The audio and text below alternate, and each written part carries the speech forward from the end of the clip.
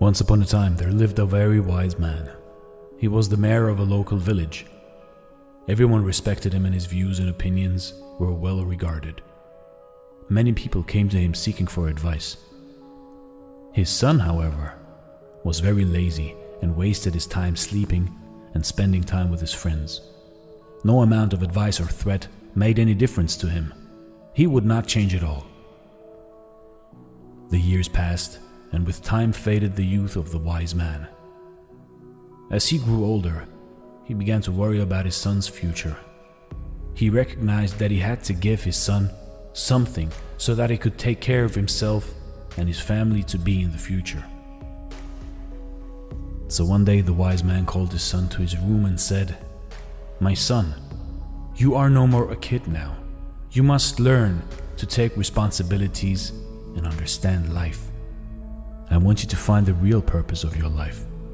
And once you find it, remember it always, and you will lead a life full of happiness and joy forever."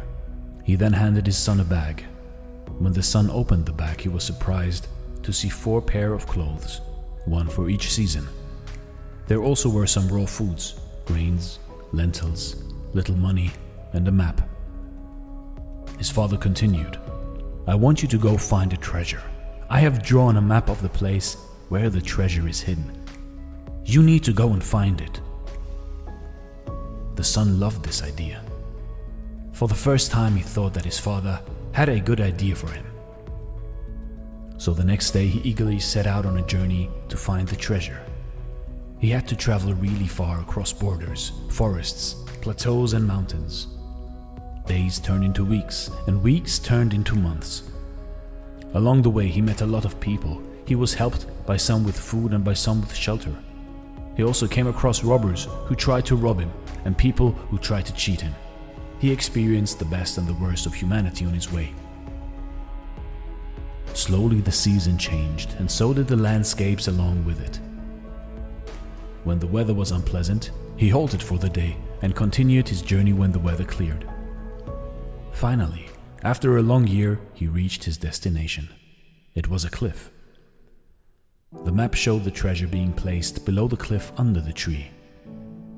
Upon spotting the tree, he began to dig the ground. He searched and searched, around it, under it, over it, but found nothing. He spent 2 days looking and digging for the treasure.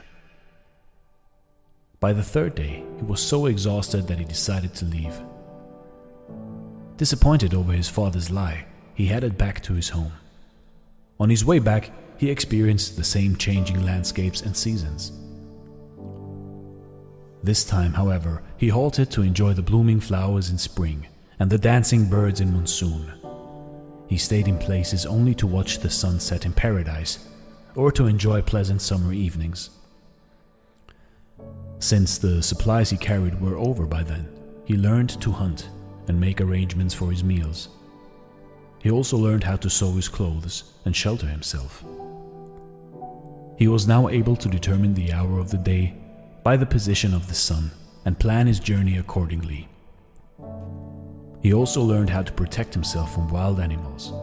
He met the same people who had helped him earlier. This time he stayed a few days with them and helped them in some or the other way to repay them. He realized how nice they were to an ordinary passerby who had nothing to offer to them in return. When he reached home, he realized it had been 2 years since he left the place. He walked straight into his father's room. "Father," he said. The father immediately jumped to his feet and hugged his son. "So how was your journey, my son? Did you find the treasure?" he asked. "The journey was fascinating, father, but forgive me, for I wasn't able to find the treasure. Maybe somebody took it before I reached." He surprised himself by what he just said. He wasn't angry at his father. Instead, he was asking for forgiveness. "There wasn't any treasure in the first place, my son," the father answered, smiling. "But why did you send me to find it then?" the son asked.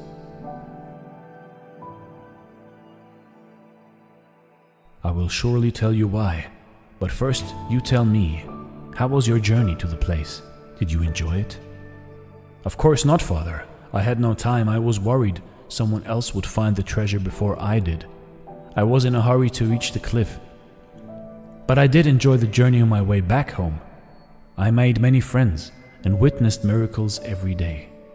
I learned so many different skills and the art of survival. There was so much I learned that it made me forget the pain of not finding the treasure. Exactly, my son. I want you to lead your life with a goal, but if you remain too focused on the goal, then you will miss out the real treasures of life. The truth is, life has no goal at all, other than to just experience it and grow with every single day. The purpose of life is to live it, to taste experience to the utmost, to reach out eagerly and without fear for newer and richer experience.